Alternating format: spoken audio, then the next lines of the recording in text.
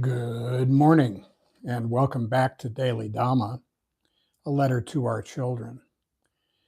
I'm Dhamma Bum, and I'll be your guide for today's guided meditation. I have a few housekeeping items first.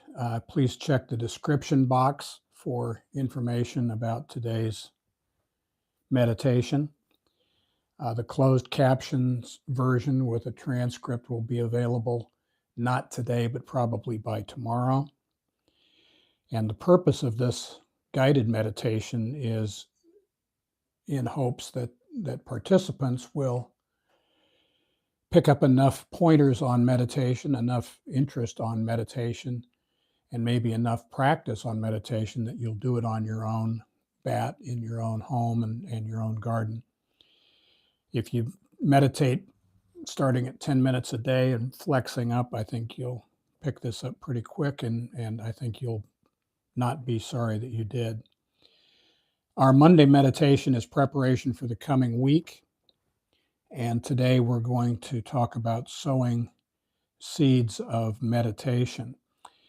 Meditation consists of two stages. The first half is samatha, or serenity. That's what we'll be doing, maybe the first 10 minutes or so. And then the second half is panya, or wisdom. Some people say vipassana, but it's always in that direction. Wisdom never arises from a mind in turmoil. If you enjoy this video, please give us a like, a comment, share with others, or consider giving us a super thanks. And with that, on my mark.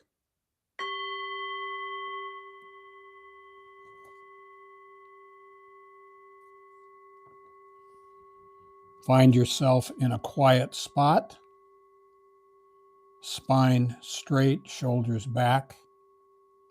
Lower your chin towards your chest.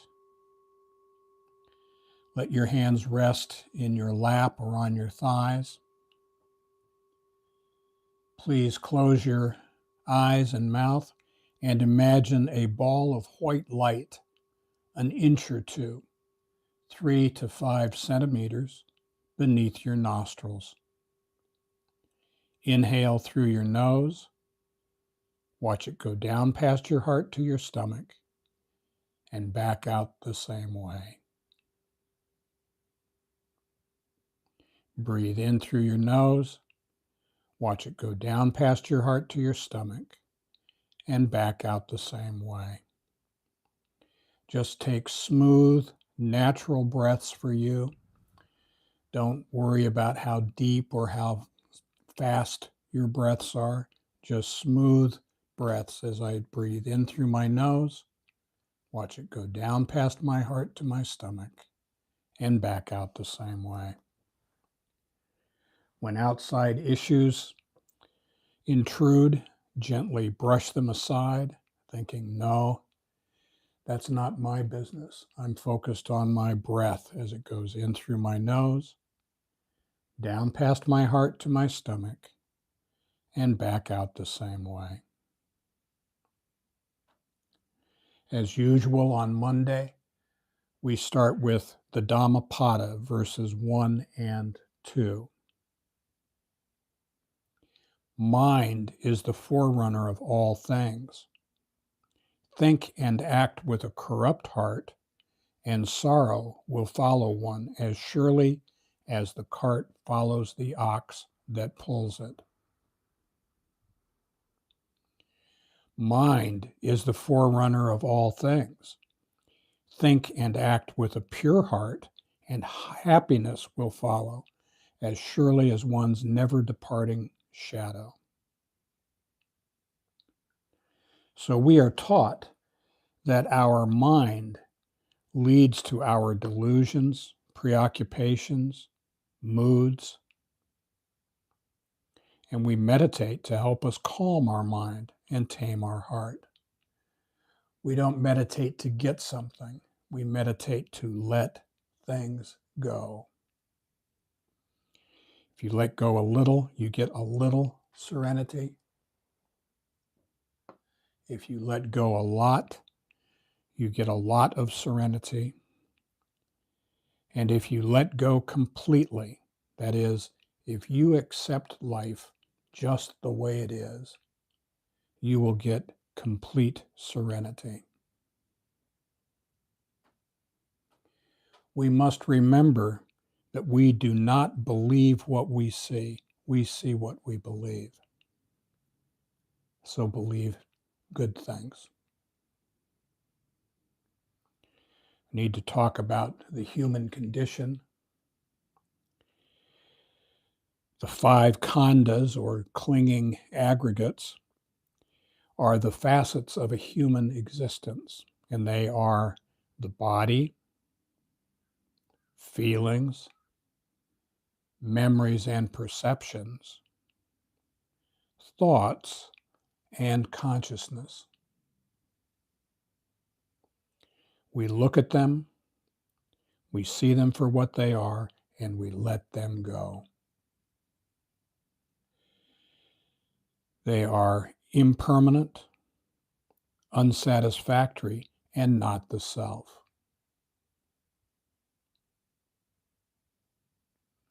Please join me in a thought experiment. In your mind's eye, raise up and look down on your head, on your skull, and on the right, you will see your monkey mind. And the monkey mind is always busy shifting from a good mood to a bad mood, happy, excited, depressed, never steady or stable. And on the left are our thoughts, and our thoughts are like self-licking ice cream cones. They just are very busy giving themselves something to do. Mostly they are sucking up to our mind and our changing moods. So if we feel good, they make us feel giddy. If we feel bad, they make us depressed. And these too are impermanent, unsatisfactory, and not the we have to look at them and let them go.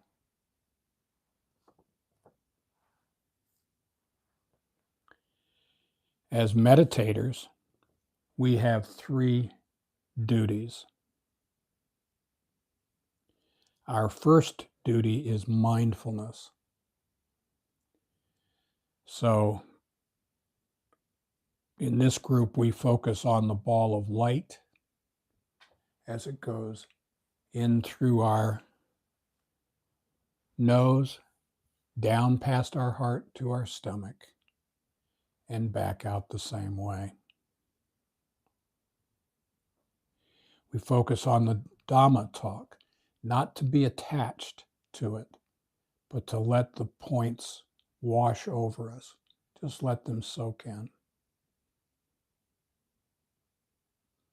Our second duty is collectedness, or you could say concentration. We focus on the now. When outside thoughts intrude, we gently brush them aside, saying, no, that's not my business.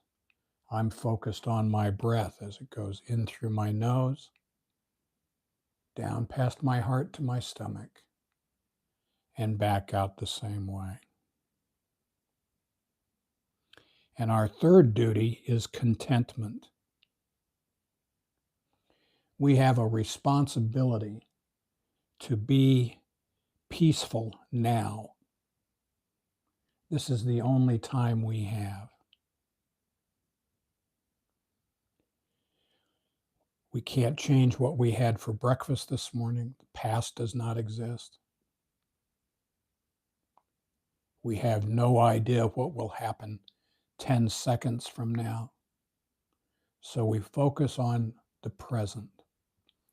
And as you breathe in through your nose and back out the same way, if you can feel that little bubble of bliss now during this meditation, then you can do it for minutes at a time later. And you just stitch together these little packets of peace. And before you know it, you look up, it's 3 hours later, and you go, wow, I have not had an angry, resentful, fearful thought for 3 hours. How did that happen? How indeed. And this is the purpose of our meditation.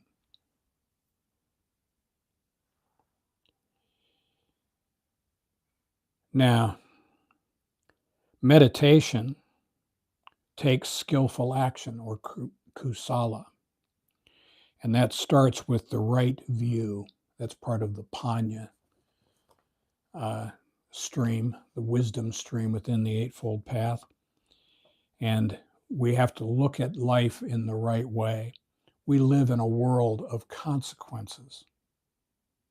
We don't live in a parallel universe. So what we think, say, and do results in other reactions from the people around us. That's why we must be careful about that. The Dhammapada, verse 252, it's easy to see the faults of others, but hard to see one's own.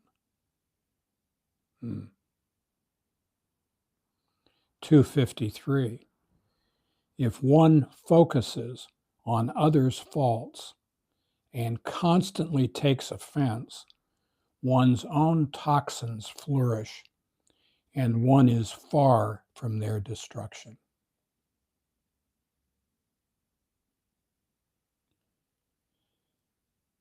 So we have to apply the teaching of the Eightfold Path in our daily life. We must have enough wisdom to want to elevate our life. If we have no interest in that, we would not be practicing meditation today. And that's right view. Right intention. We are as happy as we want to be. Our mind is entirely up to us, our attitude. And we are not the boss. If we keep that in mind, we'll be okay. If we are practicing wisdom, then sila, or ethical conduct, can arise. And that is right speech, right action, and right livelihood. And it's important for us to live an ethical life. Not perfect, but make an effort to be acting ethically. If we're not, if we're living a double life, we will not be able to sit in meditation. And if we are, if we can practice to the best of our ability during our daily life, then we can enter the samadhi stream of the Eightfold Path, or the mental discipline stream, which is right effort, what you are doing now, right mindfulness, and right concentration. And if we are doing that to the best of our ability, we will be able to reflect on our behavior and elevate our life. Now, as we move into the second part, panya, or wisdom, it's important for us to mind our own business, act right, and then we can meditate. The prime directive is selfless service. And that there are 4 parts to this. First of all, selfless service means we have no thought of the outcome. That's God's business. However you see God. God could be a Could be good orderly direction, as it is for Buddhists. It could be an anthropomorphic deity for our Christian and Jewish friends. Could be grace over drama. That's nice and aspirational. God. But the outcome belongs to whatever that is. The way that works is we sit in the front of the boat, and our job is to row and row and row. And in the back of the boat is Grace, and she's got her hands on the tiller. And she will guide us to the safe harbor that we belong in. The third part is unconditional, not transactional love.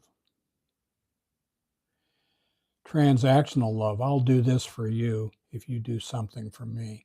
And then when you fail to do what I expected, then I blow up.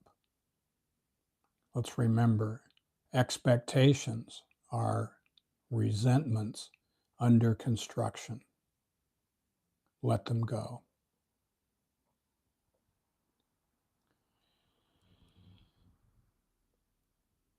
And unconditional love leads naturally to equanimity, which is not emotional blackmail.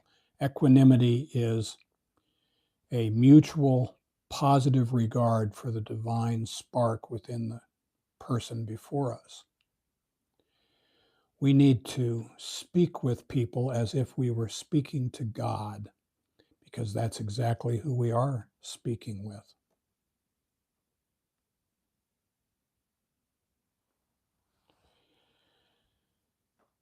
Now, to end suffering, we must stop craving, clinging, and clamoring for things.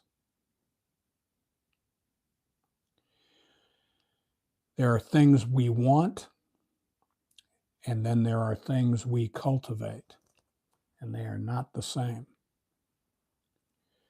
The things we want are sensual desires, tanha, or insatiable hunger. In the physical realm, this could be hunger for money, recognition, prestige, power, control. Could be emotional, hunger for love, attention, credit, nibbana, or vindication. And if we crave those things, we will suffer. Suffering ends when we cease craving things, clamoring for things, clinging to what we have. On the other hand, we can cultivate skillful action, kusala, on our own at no cost to anyone. For example, we can be trustworthy, loyal, helpful, friendly, courteous, kind, obedient, cheerful, thrifty, brave, clean, and reverent. We can practice patience, charity of the spirit. That's not giving alms to the poor. It's giving the other person the benefit of the doubt. We can practice forgiveness, graciousness. And if we do that, our life will be elevated. And if we are self-centered and focused only on our own selfish desires, our life will not be elevated.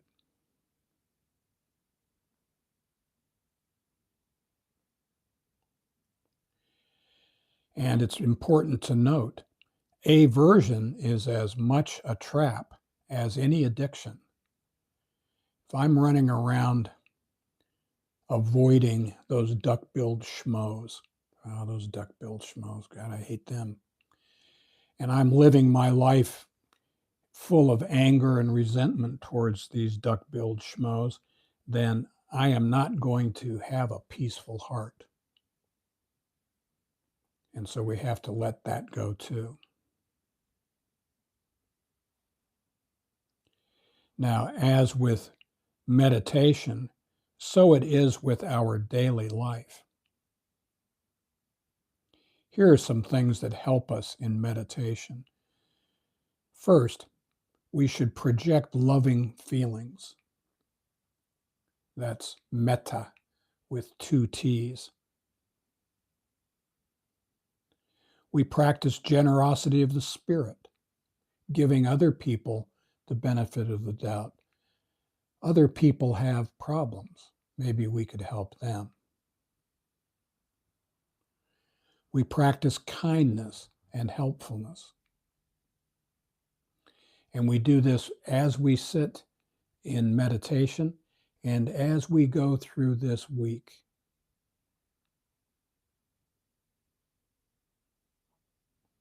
We practice sati, or mindfulness. Remember, the style of meditation we practice in this group is called anapanasati, mindfulness of breathing. As we breathe in through our nose, down past our heart to our stomach, and back out the same way.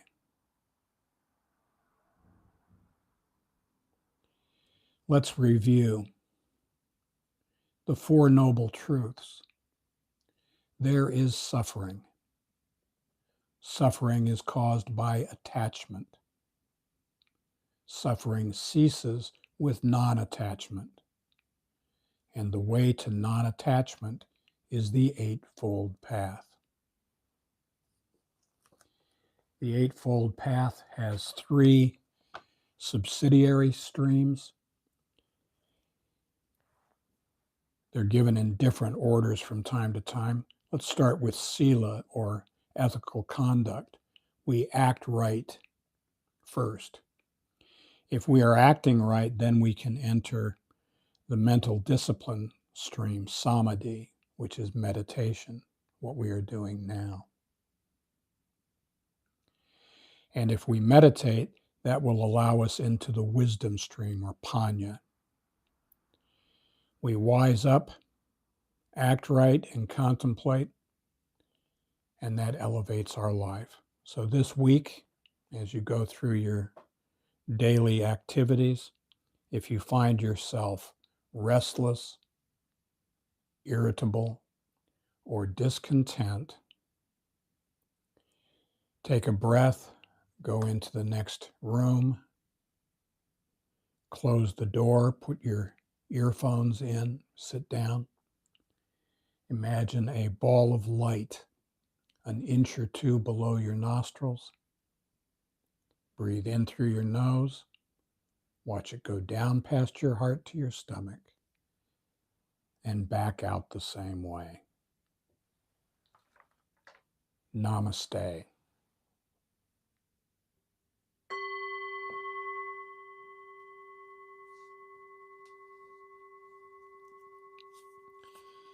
So, thank you for coming. And we will have our Friday meditation on January 9th at 3:45 p.m. Japan time. That's in the afternoon. And we wish you all the best. Greetings to those of you. Hi, Glenn. Rekshi, I don't know you. I don't think. Maybe I do.